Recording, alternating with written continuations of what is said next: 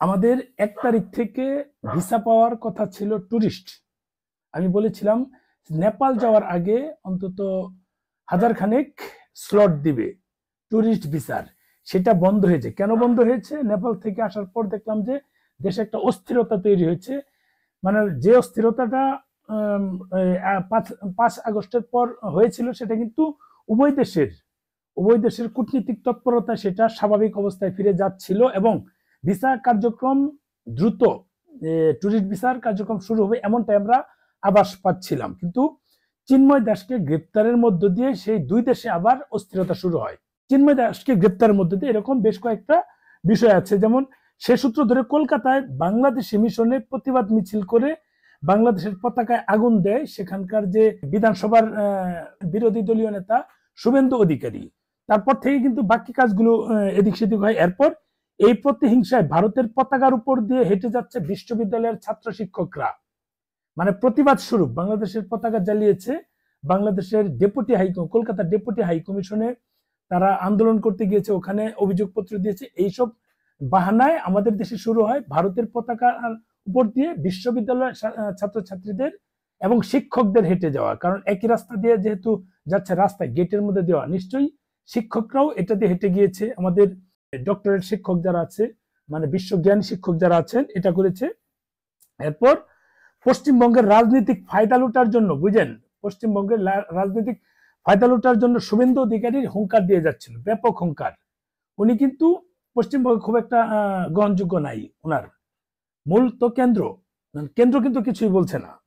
এখানে ওনার গ্রহণযোগ্যতা বাড়াচ্ছে যতদূর বুঝলাম। কারণ বাঙালি তো এখানে একটা মানে রাজনৈতিক একটা বিষয় থেকে থাকতে পারে, সেটার পরিপ্রেক্ষিতে কিন্তু মানে অধিকারী সাহেবকে টেক্কা দেওয়ার জন্য মমতা বন্দ্যোপাধ্যায় কিন্তু আরো এক ধাপ এগিয়ে বললো, যেটা বাংলাদেশের শান্তি রক্ষী পাঠানোর জন্য। এটা মানে অতিরঞ্জিত বলা, এটা কিভাবে বলে? এমন কিন্তু পরিস্থিতি আমাদের দেশে হয়নি। আমরা শান্তিরক্ষী কিন্তু বাহিরে পাঠাচ্ছি। মানে কিছু বিষয় আমার সাথে অনেকে দ্বিমত হতে পারে, যারা ভারতীয় অনেকে আছেন বলবেন যে এটা ঠিক করেছে, এটা কোনোদিনই ঠিক হয়নি। এটা আমরা বুঝি। আমরা আমার দেশ আমি আছি, আমি জানি আমাদের দেশে যেটা ভুল হচ্ছে সেটা কিন্তু আমি বলি। আমি কিন্তু জামাত, বিএনপি, আওয়ামী লীগের মতো চাটুকারিতা না, যে যখন যেটা করছে ভুল হচ্ছে সেটা তুলে ধরছি। এর জন্য আমার অনেক হুমকিও আসছে, প্রচুর ফোন আসছে। যেটা লিগেল সেটাই বলবো, কারণ আমি আমার ধর্মে, আমার ইসলাম ধর্মে যেটা বলা আছে আমি সেটা পালন করার চেষ্টা করি। আমি ধর্ম ব্যবসায়ী না, ধর্ম ব্যবসা করে আমি চলি না, যেটা অনেক দলই আমাদের দেশে বর্তমান করছে। সেই সাহস পেয়ে কিন্তু, বুঝেন, সেই সাহস পেয়ে আগরতলা বাংলাদেশ হাই কমিশন আক্রমণ করেছে, আমাদের পতাকা পুড়ে ফেলেছে। এটা কোনোদিনও এটা কাম্য না, কোনোভাবেই কাম্য না।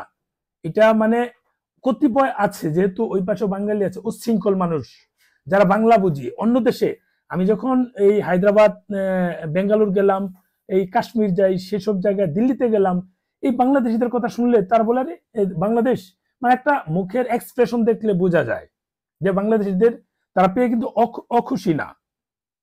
একটু সময়ের জন্য আসলাম, কেউ চা খাওয়াতে চাচ্ছে, কেউ নাস্তা খাওয়াতে চাচ্ছে, কেউ খুশ গল্প করছে, এটা কিন্তু হচ্ছে।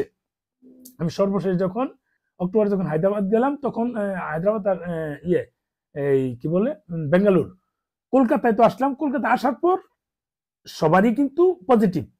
কিছু জায়গায় যাদের আমাদের নিয়ে একটু চুলকানি থাকে, অল্প কিছু লোক, তারা কিন্তু আমাদের বিরোধিতা করছে। এরকম কিছু মানুষের কারণেই কিন্তু আমাদের যে আগরতলা ডেপুটি হাইকমিশন আক্রমণ, এটা কোনোভাবেই আমি কিন্তু শুরু থেকে বলে আসছি, আমাদের দেশে ভারতীয় নাগরিকরা নিরাপদ না। আমাদের রাষ্ট্রপতি যেখানে নিরাপদ না, সেখানে ভারতীয় নাগরিকরা কিভাবে নিরাপদ তার মধ্যে তারা বিচার কার্যক্রম পরিচালনা করবে? আমি কিন্তু এটা বলে আসছি।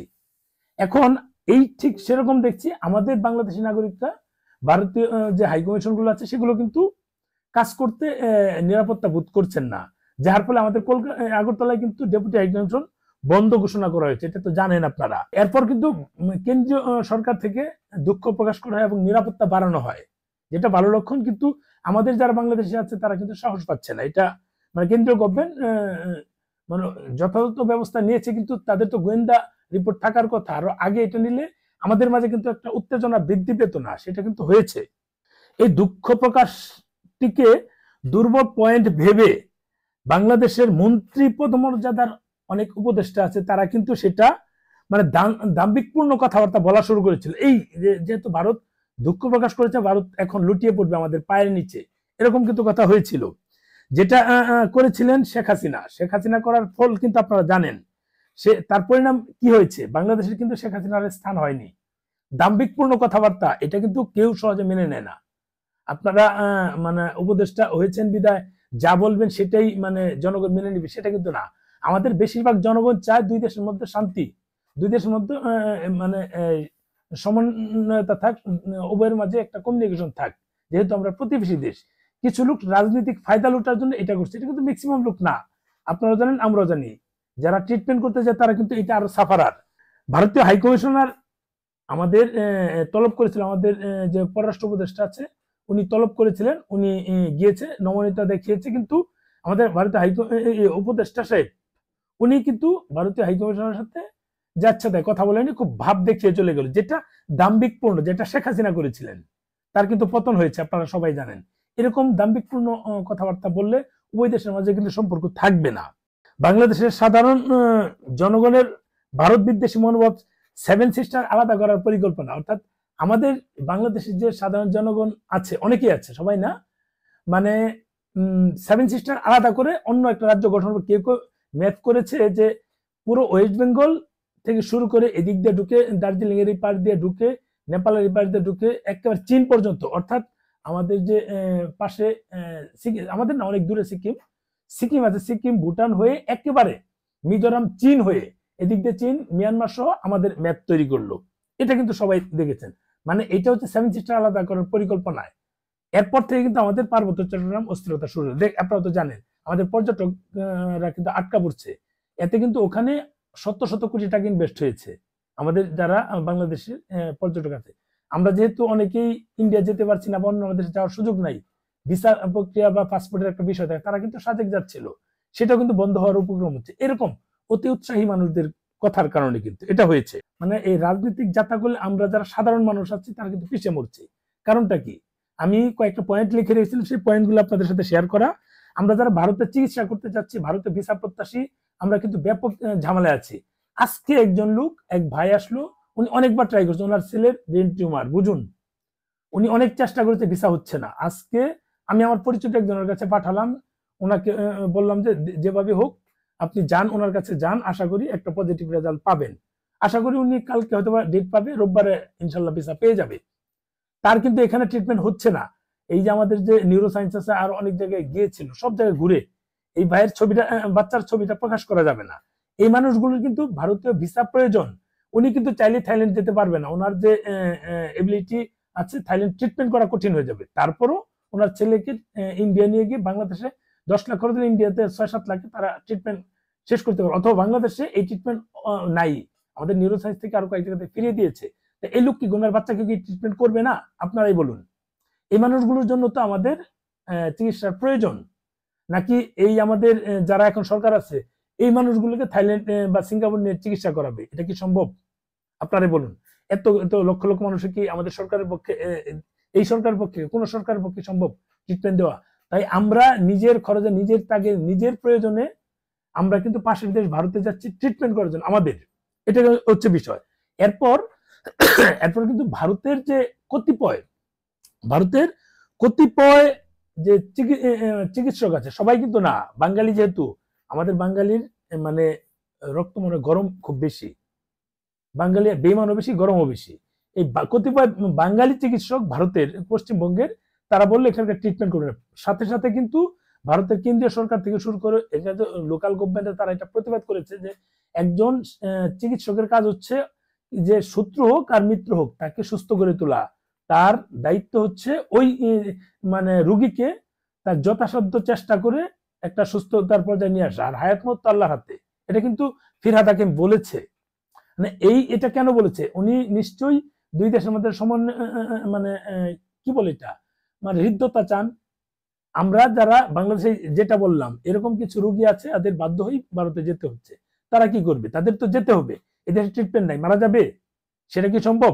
আজকে যেটা বলেছে যে ভারতের যারা বাংলাদেশ থেকে আসবে অগ্রাধিকার ভিত্তিতে তারা ট্রিটমেন্ট করবে। এতে কিন্তু ভারতের কিন্তু বাজার নষ্ট হচ্ছে, এই চিকিৎসার বাজার নষ্ট হচ্ছে। আমরা বাধ্য হয়ে কিন্তু আমাদের দেশে মানে যতটুকু পারি ওইটাই ট্রিটমেন্ট করবো। আমার পরিচিত অনেকে আছে যাদের ভিসা করার জন্য, ডেট নেওয়ার জন্য ট্রাই করছিলাম, তারা বলছে ভাই আর দরকার নাই, ভারত আমরা যাব না, ভারত আমরা ট্রিটমেন্ট করব না। কেন বলছে? তার মানে ভারতের ইদানিং যে দ্বিমুখিতা আচরণ, বিশেষ করে ট্রিটমেন্টের ক্ষেত্রে, চিকিৎসার ক্ষেত্রে, সেটা কোনোভাবেই মানা যাচ্ছিল না। সে চিকিৎসা তো একটা সেবা, মানব সেবা, সেটা নিয়ে আপনারা কি করে বলেন যে চিকিৎসা দেব না? তার মানে আমাদের দেশে কিন্তু কিছু শিক্ষক আছে, যেমন বিভিন্ন ইউনিভার্সিটি, বিশেষ করে বুয়েট, ওদের প্রত্যেকটা শিক্ষকেরই মাথায় গ্যাস্ট্রিক আছে, আর কিছু নাই। এই পোলাপান গুলো অন্য দেশে পতাকা অসম্মান করছে রাস্তায়, তারা কি করলো? তারা এটা কেন প্রতিবাদ করেনি, বা তারা কেন এটা অফ করলো না? তার পোলাপানদেরকে কি শিক্ষা দিল? এটা হচ্ছে আমার বিষয়। এরকম শিক্ষক যারা আছে, এরকম কিছু আমাদের বাংলার ডাক্তারও আছে, তারা দলীয় বিবেচনায় চিন্তা করে। ওয়েস্ট বেঙ্গলে এরকম কিছু লোক আছে যারা হিন্দু সম্প্রদায়ের বেশি কট্টরপন্থী হিন্দু, তারা কিন্তু এরকম। বাকি অনেক হিন্দুরাও কিন্তু প্রতিবাদ করেছে, না এটা সম্ভব না। এই যে আজকে কিন্তু ব্রিফিং দিল, অনেকেই ব্রিফিং দিল। এখন আপনাদের বিষয়টা বুঝতে হবে, চিকিৎসা হচ্ছে একটা মানব সেবা, একটা মানব ধর্ম বলা যায়। এটা কিন্তু মানে আপনি চাইলে একজনকে চিকিৎসা দিতে পারেন, সেটা কিন্তু এটা একটা ভাগ্যের বিষয় থাকে। আমার চিকিৎসা সেবায় একজন মানে মৃত্যুবরণ যাত্রী সুস্থ হলো, এটা কিন্তু বিশাল একটা অর্জন। এগুলো যদি আপনারা চিন্তা না করে রাজনীতিক এবং ধর্মীয় বিষয় টানাটানি শুরু করেন, তাহলে তো আর হলো না। যেটা লিগেল সেটা বলবো, যেটা ইলিগেল সেটা বলবো না। এই যে মানুষগুলো প্রতিবাদ করেছে, পশ্চিমবঙ্গেরই অনেকেই প্রতিবাদ, এটা কিন্তু ভালো লেগেছে। বললাম তো, গুটি কয়েক মানুষের ওখানে কিন্তু মানে 99.99% হাসপাতালই রোগী বিষয়ে তারা পজিটিভ। এই একটা হাসপাতাল, যে হাসপাতালে লোকজন ট্রিটমেন্ট করতে যেতই না, যাই না সাধারণত, এই হাসপাতালের ডাক্তাররা বলেছে ট্রিটমেন্ট দিবে না। এটা তো হাস্যকর।